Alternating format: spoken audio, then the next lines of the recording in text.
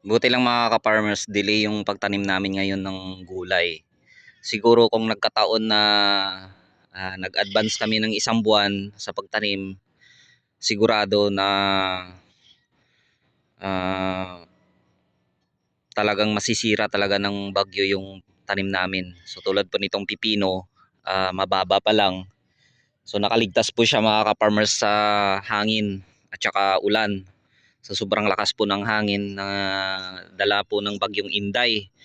So same din po dito sa aming ampalaya mga ka-farmers, no. Delay rin po ito sa pagtanim namin. Ayan. So hindi pa ito nalagyan ng balag. So mga poste pa lang yung nilagay namin. Ayan. So nakasurvive siya kahit lumalim po yung tubig. So mabilis naman po mag-drain kasi kabilaan may kanal po dun. Tsaka meron din po dito. Ayan. So sa sitaw, so nakasurvive po siya kasi hindi pa siya masyadong makapal.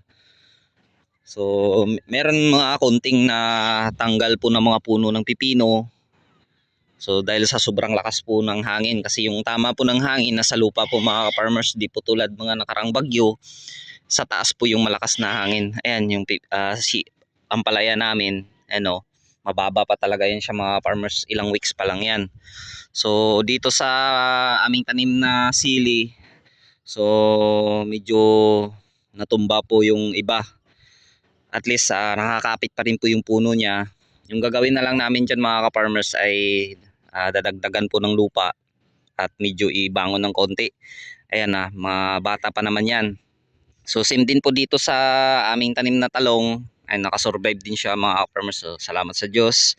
So yung iba, hindi talaga maiwasan. Ayan, may mga naputol na mga puno niya. Yung sinasabi kong lumiliit po yung kanyang puno, no, yun po yung karamihan na tanggal dahil po sa lakas ng hangin. So kabilaan po yung ihip ng hangin, so galing po dito sa dagat, so galing naman sa bundok. So buti lang talaga na malakas po yung kapit ng ating talong at saka mababa pa. Yun nga sabi ko, timing lang din po na delay po yung tanim natin. Kaya ayan, nakasurvive siya dahil hindi siya masyadong matangkad. At hindi rin pa namin to nalagyan ng balag. So yun mga farmers. So medyo gumanda na po yung panahon. Pero kagabi halos magdamag po na ang lakas po ng ulan. At medyo mahina yung hangin. So yun nga ang sabi ko, mabilis lang po ma-drain po yung tubig dito sa area ko. Ayan o. So medyo mababa lang po yung tubig. Ayan o.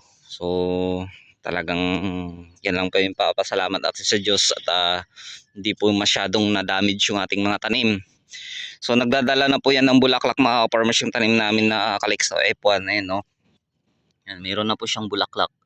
Yan, medyo naulot po yung dahon niya. So yung iba naman ayos. So yung iba dito, meron na rin akong nakita na malilit na bunga, no. So may mga nagdadala ng bunga. Ayun, papakita ko po sa inyo mga ka-farmers yung sitwasyon po dito sa tanim ko na palay, no, sa baba. So, kung saan dyan po yung tubig na bumabagsak galing po dito sa tanim namin na gulay.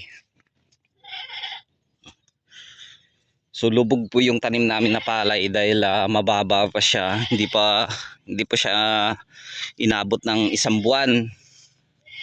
Ayan siya mga farmers dito po. Yan po yung tawag dito sa amin ay lungasog. So medyo mababang area. Ayan no. So yan po yung itsura ng palay. Halos wala ka nang makita na dahon niya. Ayan, lubog po yan mga farmers. Yun doon, lubog yan. May palay din po yan dyan. Naging fish pan na po siya mga farmers. So dito po yan niluluwa yung tubig galing po dyan sa mga tanim ko. Dito po yan nadidrain. Kasi ito po yung mababang area. So sana tumigil na po talaga yung ulan. So sa loob po kasi ng 3 days na walang ulan, mabilis din naman to bumaba po yung tubig. Pero kapag sunod-sunod sa isang linggo na nakababa dito, talagang masisira po yung palay natin mga farmers, no. At mabuti lang na bata pa yan, so wala pa siyang bunga, kasi nagkataon na may bunga yan, talagang babagsak po yan mga farmers, no, at saka mabababad po sa tubig at masisira po siya. Ayan. Ito po ating tanim na tapos yung dun sa taas mga farmers, nakasurvive naman po yung kalabasa ko dun dahil mas mataas na area po yan dun. At pag nagkaroon po siya ng tubig, bababa po yan siya dito, no. Tapos dito dadaan muna siya dito sa talong natin.